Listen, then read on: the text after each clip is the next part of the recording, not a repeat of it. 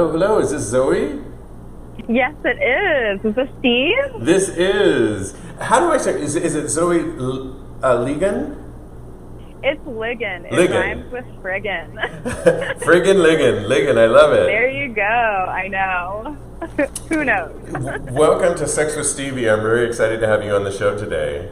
Oh, it's an honor. I'm so happy to be here. How are you? I'm doing really good. And, first things off, let me just introduce you. I have a little thing I want to read here. You have a brand new book called Carnal Knowledge coming out in September, correct? Yes, indeed. Holding it in my hands right now. Okay, great. Well, let me just read a little bit here. Zoe Ligon is a Detroit-based, you're a Detroit-based sex educator, journalist, and artist who is also the proprietor of progressive online sex toy emporium, which I want to talk about, Spectrum Boutique. You have made your life's work to blast away the stigmas and misinformation that prevent us from having the amazing sex we all deserve. Welcome to Sex with Stevie, and congratulations on your brand new book, Carnal Knowledge, coming out in September, correct? Yes, it's truly unreal. I never would have thought I would have had my own book. I am one of those people who started writing about sex on Tumblr in 2014, and it just grew into articles, into a book that my dear friend Elizabeth Renstrom illustrated with very fun pictures. One of my favorite, and I know we want to talk a little bit about butt stuff tonight, but one of my favorite pages is called "The Butt is a Poop Chute," and it's got an illustration of a tiny turd standing in a doorway. I saw it. I was going through the whole book. I really love I love how you comprise the book of your writing, the education, and then obviously the great illustrations and the humor because sex and sexuality is really funny. Real quick though, I think I was really excited to have you on the show, and it was funny because in talking to your press rep earlier, one of the things that they mentioned was, that Zoe is straight, heterosexual, and I just wanted you to know that, and I really appreciated that. One of the things that I was really excited to have you on the show is I think it's time, and I couldn't think of a better time in our current history to bridge these gaps that we seem to have between different groupings, and even within our own acronym LGBTQ+, there's often so much division within that, and so I want to really kind of bridge that gap a lot about it. And one of the reasons I thought, I loved what I read about you, I loved reading your book, and the whole thing is about sex positivity. I guess my first question to you is, when did you, Zoe, become sex positive? Oh, that's such a great question. I think it just depends on what sex positivity means to you. And for me, it has really changed throughout the years. And especially today, we see sex positivity everywhere. There's all these sex positive Instagram accounts, and it's this more vague term than ever. But I guess for me, it really just means being pleasure positive. And by that definition, I didn't start being keen on my own pleasure until I was 19, but I started having sex when I was 14 in a very performative way for other people, which I think we can all relate to because we all have this expectation of what it looks like. And the reason I have a sex toy store is because I would not be an orgasmic person without sex toys. I did not know how to masturbate, or I just didn't want my own hands touching my body. For some reason, I just had a huge block there. And growing up, I didn't have any privacy to explore my own body. And it wasn't until I got, literally the magic wand, one of the more intense vibrators on the market. And it was literally I had a physical awakening from that. And to this day, I talk to people of all ages, all walks of life, with all these preconceived notions of what sex toys, do or don't say about your relationship, or like who they're for, who can use them, and what it says about you. But at the end of the day, I mean, sex toys are tools that we use just like any other thing in life. We eat with forks and knives, and, you know, we use power drills and don't feel emasculated or ashamed by that. So why would sex toys be any different? But, you know, it's still an issue. There's still a lot of myths around sex toys, and they were an integral part of me becoming sex positive. But that's a great question. I'm not sure I'd ever thought about it in terms of time before. Well, and you know, in hearing your response to that, I couldn't help but thinking the similarities that so many, I'll just use myself, but a lot of gay men that I talk to, the similarities between women and gay men, because what I know, having a sister and just knowing, you know, being very female positive, is that, you know, being sexual for so many years, for so long. I mean, I know you mentioned a few minutes ago that there are so many nowadays Instagram accounts on sex positivity, but for so long, women, if you even showed that you were sex positive, it could mean the other S word, and could be labeled. Gay men, we don't have in so much of my conversations with guests on my show and my co-hosts, we haven't had a lot of positive, you know, the little bit of sex education that I got was hetero-based, and it was all based on Catholicism, and so I can't help but see a little bit of the similarities that women and gay men kind of share a little bit. Do you see that at all?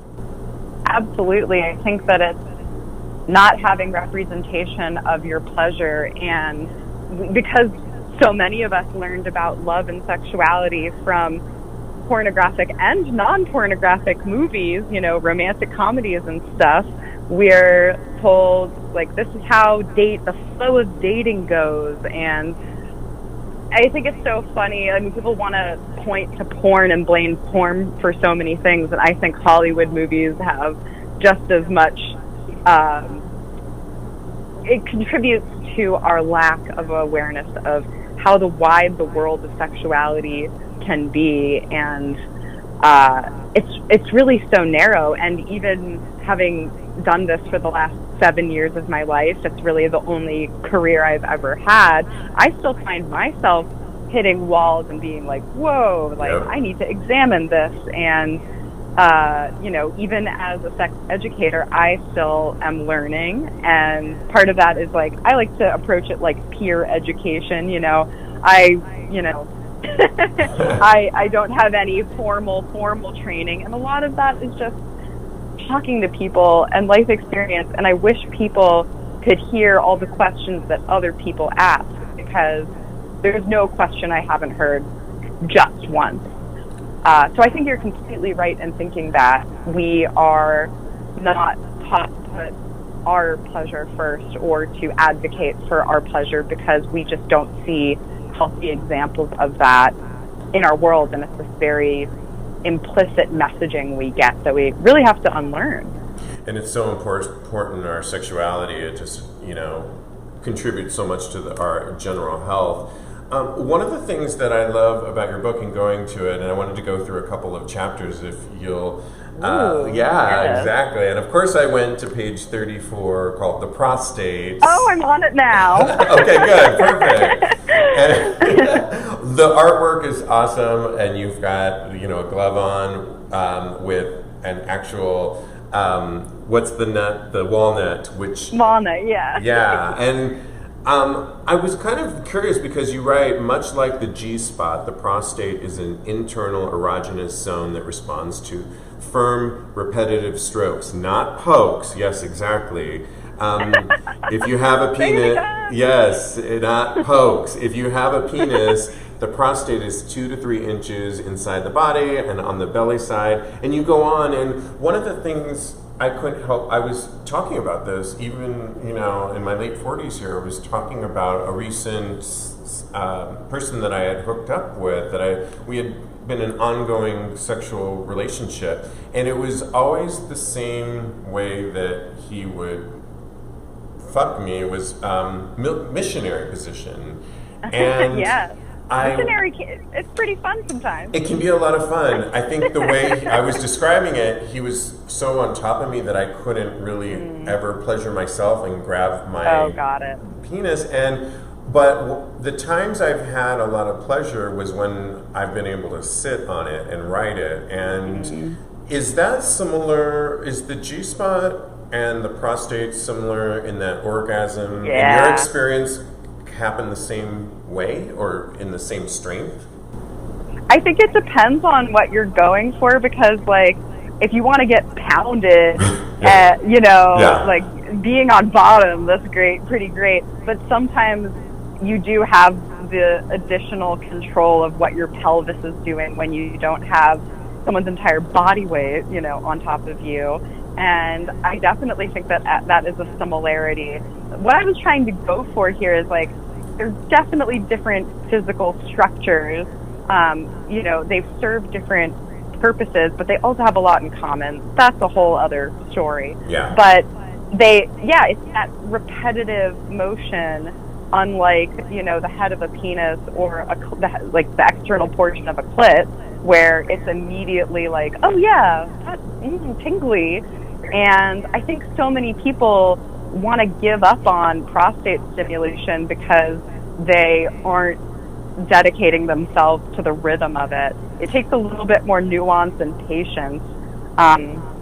And, again, it's just like the representation. It's internal. Porn, you can't see everything. Yeah. Well, and you talk a lot about porn, too, and when you see, like you talked about, and yes, we all have fantasies of getting pounded and all of that, but that's a scene that we watch that's hot and can get us off at times and is totally awesome, but... Yeah. And you can, I would argue, build up to having an amazing orgasm when you're being pounded, but but the ass also has, feelings that have to kind of be worked on to get there. I don't know. Would you agree? Yeah. Definitely. And everyone's body is different. Some people's genitals are laid out in a way where certain positions hit external areas that feel good, and that's not true for everybody else. Some people can get a lot of clitoral stimulation from missionary and, reach their dick, etc. It's just about finding those positions that work for you. And I think so much of it is just about the communication and like, hey, like my arm's going numb, let's switch positions. And also the depth of stroke. I don't even think I covered that, because it's hard to convey in words, but I think the depth of strokes are another thing that, like you were saying, from porn, it's like people want to go all the way in and all the way out because that's what looks good on a camera, right? Yep. Sometimes that feels good. Like we love feeling like the popping feeling of something entering and exiting the hole, But yeah. It's also like it's 2 to 3 inches inside. That's, probably not going to be a full stroke for you.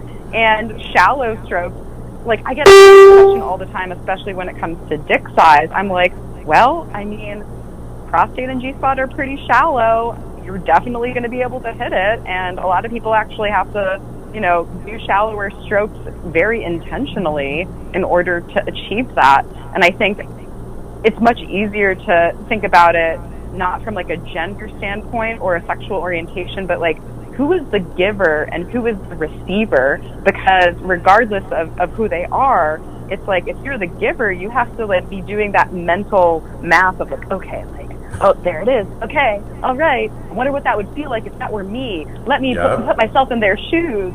And being a receiver is really vulnerable. Thank you for saying that. Many ways. Thank you for saying that, because we've been talking a lot about that on the show in so many ways, from the preparation. I know you talk about that on in your book, to many other ways of vulnerability, of just the actual physicality of it too, of just somebody actually entering you can be extremely vulnerable. I mean, I also want to jump to page 48 where you talk about big toys can be fulfilling. Can you tell that I love them? You're talking to the choir here. So do I, yes. I do too. And one of the things you say on the upper right is everybody's body has different preferences it's important to understand our pleasures as well as know our limits. And I thought, and when I was really reading that, it's really interesting because so many of my friends have always known that I'm a size queen in general. And I think a lot of it is true. It's a lot of visual more than anything else. Like when I see a big penis, I'm really attracted to that.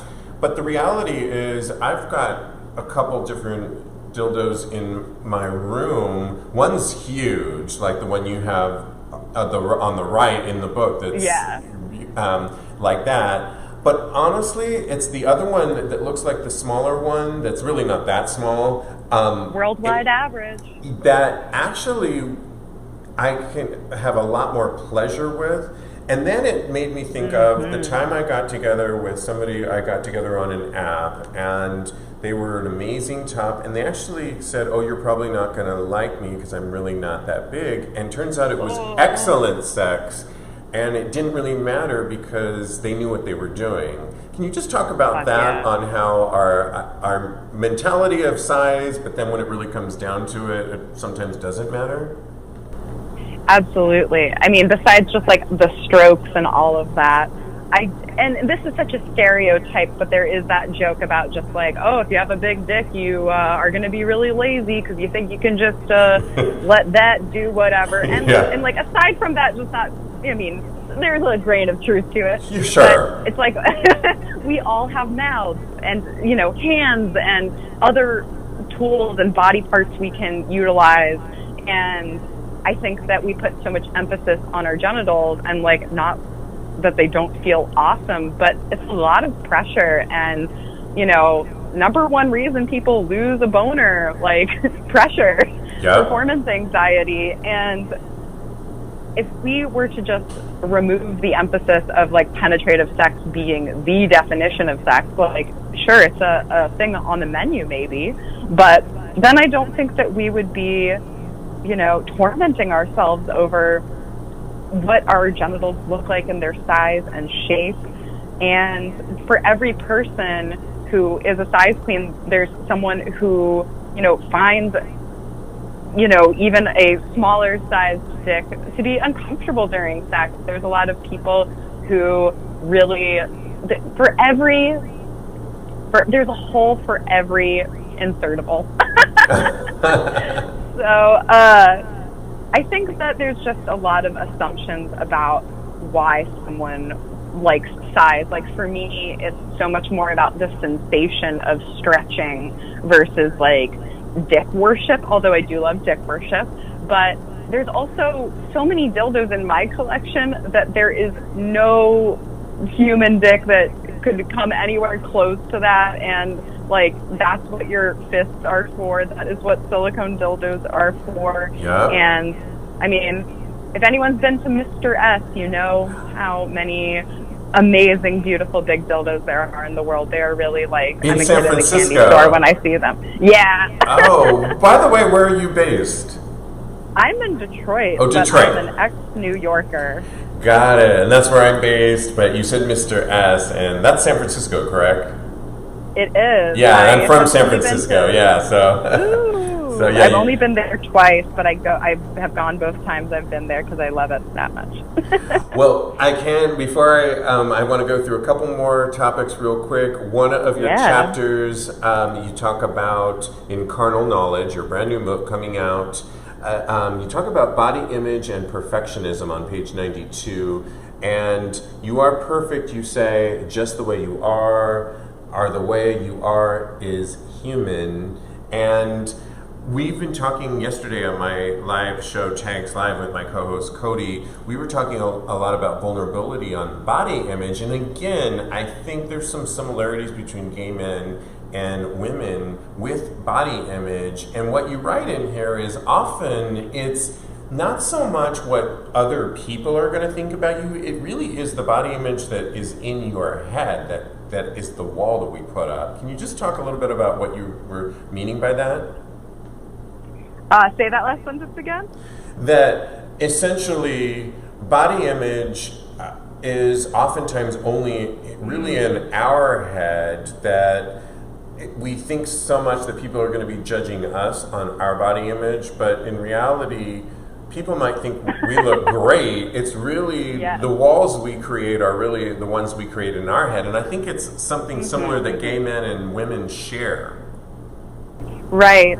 And I think it's also so funny that we think everyone is paying attention to us when we know everyone's just paying attention to themselves. Guilty, yeah. Totally guilty. Well, it's kind of like, I heard someone once say, like, you know, if you're ever nervous to dance, like, in a public space, which we haven't been doing much of these days, it's like, who goes around scrutinizing, oh, well, the way they dance looked so silly, oh, look at them, you know, we don't, I mean, and if you do that, like, geez, like, you're probably not having a very good time, that's not very nice. Right. And, you know, it's so cheesy, but beauty is truly in the eye of the beholder.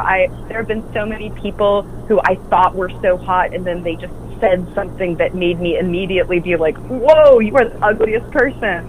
And aside from that, just truly being so relative, you know, we all just come in all shapes and sizes. And I think that, so I keep trying to not just be like, beauty comes from within. No, I know. It's a work. I think you're works in progress. That you just have. That, you know, it's like yoga. You're gonna not want to be there. Your mind's gonna go out of doing the actual yoga, but you got to breathe through it and get yourself back in the game, right? Yeah, and so much of it is energetic in the way that you are carrying yourself through the world, because I really think that impacts people around you. And furthermore, we are, like, I really love this certain type of male influencer. I mean, and certainly, you know, there's all types of influencers like this, but like the kind of an influencer who looks like a Ken doll, and I'm just like, you look a little too perfect or based on a stereotype of beauty that it actually stops being beautiful. And again, everyone has their own taste. That is totally fine. But I do think that when you're really strictly adhering to the narrow set of beauty standards, I mean, look at how plastic surgery trends. Everyone's got the same lips. Everyone's got the same nose. Everyone's slowly starting to have a, you know, Kardashian-esque type of look. I mean, I think we're beginning to move beyond that, and there's so much more that's fucked up about that. But again, I'm talking to Zoe Ligon with her brand new book, Carnal Knowledge, coming out. We had a question that on Facebook Live that maybe John asked, and maybe you can answer it. John says, how do you recommend trading off versus your partner's pleasure? I always feel conflicted with asking for what I want versus pleasuring him. Try to keep it equal, but it can be hard to navigate. All right, John, well, see if Zoe has an answer for you. Definitely a question I know well, and it's asked quite often. I think that there's so many number of ways that you can bridge that gap. One is, oh, someone came first, cool. Then the other person gets to masturbate, and the other person can snuggle you while you're doing that, whatever. I do think that it's like sometimes you're taking turns. Sometimes one of you is really sleepy or just like going through a weird month, week, whatever. Right. There are going to be times where someone's a little bit more active and orgasmic. And if it's a long pattern over time, like, geez, every single time we hook up, this is what's happening. That's completely different than like, oh, the past few times, like, you know. And also, how does your partner respond when you bring it up? Are they getting defensive and shutting you down, or are they just like, oh, totally, like, what do we need to do? Or like, what do you need? Tell me. I think so much about people's reactions really indicates whether there's some type of toxicity or power imbalance, but it's just completely natural. Another thing that we see in movies is simultaneous climax, and that is just not a reality always. Yeah. I mean, when it happens, it's like, What, did I just see a shooting star in the sky? So. Exactly, right. Was there a full moon? Is it the month of July that, or whatever? Yeah, exactly. Well, thank you, John, for asking that. Good question. Before, I really wanted to talk, before I let you go, about Spectrum Boutique, which is your online business of sex toys. And what defines a toy on Spectrum that makes it online for you to want to carry it? Great question. Yeah, there are a lot of stores that will just carry every toy that a brand carries, and those are like the larger stores where more curated, and I don't pick up any toys that aren't body safe, meaning, phthalate free, no toxic jelly dongs, which I certainly, the first dildo I ever bought was. We've all been there. Yep. And same thing for the lubes. I try to avoid, don't try to avoid. There are no lubes with glycerin or parabens in them. Lots of vegan options, of course. And I really am such a nerd about sex toys and the reviews. And if I haven't tried it myself, someone I really trust has.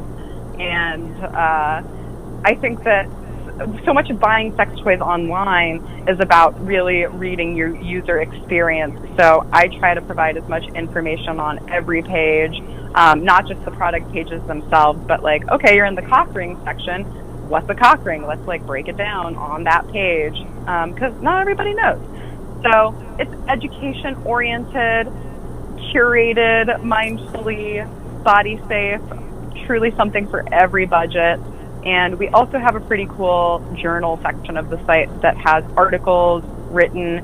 Honestly, I'm also always looking for pitches. If you are a writer and you want to pitch me, we're going to have to talk after. I'm going to email you afterwards. We can collaborate on that. Yes, please. That would be amazing. And, it's just, you don't have to buy a dildo to get the education. And the beauty of supporting Spectrum Boutique is that it is funding the free education side of the site. And I only hope to just make that even more accessible, because there's just not enough online resources. I actually refer a lot of people to Scarletine, which is intended for teens, but really good information for everybody. And I'm like, damn, we live in a world where, there's only a finite number of sites I can refer people to where I really trust the information there, and that's got to change. So trying to support more information. Zoe Ligon, I want to thank you so much. The book coming out is called Carnal Knowledge. People can go to your site, Spectrum Boutique. I'm going to list all of this on Tags Podcasts. You can find out all of this and listen to the show over again. When does Carnal Knowledge come out? September 22nd, I believe, and that's less than a month from now. Ooh! Well, congratulations on that. And I know I have it in as we're talking right now on Facebook Live, but to follow you on Instagram is at Thongria, Thongia. Where did that name come from? Oh my God, it's so funny. I used to work for OkCupid. Love it. And I had to delete usernames that were like scammers or people harassing other people. And one day there was an account that was called Thongria, and I had to delete it. But I was like, I love this name, so I adopted it. I never thought it would be like who I was known as, though. I was not expecting to get followers or anything, so I was just like, haha, this is my throwaway account. Right. So, yeah, Zoe. But I also love songs and sangria, and it sounds like those two things, so can't complain. And the shop is Shop Spectrum Boutique on Instagram, where I'm a little bit more active these days because I'm, trying to create some digital boundaries and just post some dildos and dog pics, I hear you. Well, Zoe, thank you so much. Congratulations on the book. I know it's going to be a huge success, and we should keep in contact. But it's been really great getting inside your head a little bit about it. Thanks for being sex positive. Yeah, and great questions from you listeners. Thanks so much for having me. It was a real pleasure. Absolutely. Thank you so much.